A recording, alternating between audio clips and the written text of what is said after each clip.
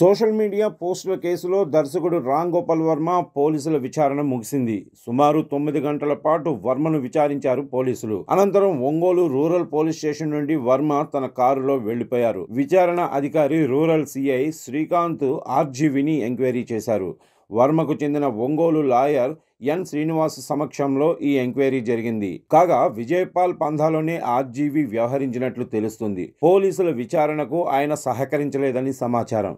దీంతో మరోసారి విచారణకు హాజరు కావాల్సి ఉంటుందని, తదుపరి డేట్ను పోలీసులు నోటీసుల ద్వారా తెలుపుతామని విచారణ అధికారి సిఐ శ్రీకాంత్ బాబు వర్మకు తెలిపారు. కూటమి నేతల ఫోటోల మార్ఫింగ్ కేసులో వర్మ పోలీసుల విచారణకు హాజరయ్యారు.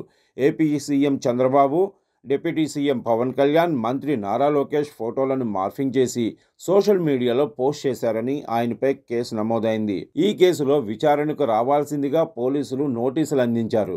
దాంతో వర్మ ఇవాళ ఒంగోలు రూరల్ పోలీస్ స్టేషన్లో విచారణకు హాజరయ్యారు. కూటమి నేతలపై సోషల్ మీడియా పోస్టులకు సంబంధించిన అంశాలపై వర్మను పోలీసులు ప్రశ్నించారు. 100కు పైగా ప్రశ్నలకు వర్మ నుంచి సమాచారం రాబట్టే ప్రయత్నం చేసినట్లు తెలుస్తోంది. వ్యూహం సినిమా ప్రమోషన్స్లో భాగంగానే సోషల్ మీడియాలో పోస్టులు పెట్టినట్లు ఆర్జీవి అంగీకరించినట్లు సమాచారం. తన ఎక్స్ ఖాతా నుంచే పోస్టులు పెట్టినట్లు వర్మ ఒప్పుకున్నారట. సోషల్ మీడియాలో పోస్టులకు సంబంధించి వర్మపై టీడీపీ కార్యకర్త గతంలో మద్దిపాడు పోలీస్ స్టేషన్లో ఫిర్యాదు చేశారు. తమ పార్టీ నాయకులు, కుటుంబ సభ్యులపై రామ్ గోపాల్ వర్మ అనుచిత పోస్టులు పెట్టి ఇబ్బందులకు గురి చేశారని ఫిర్యాదులో పేర్కొన్నారు.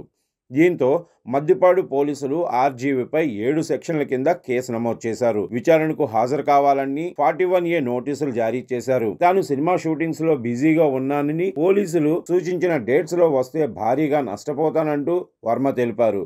తనకు వారం 10 రోజులు గడువు ఇవ్వాలంటూ నోటీసుల సమయంలో ఆయన పోలీసులను కోరారు.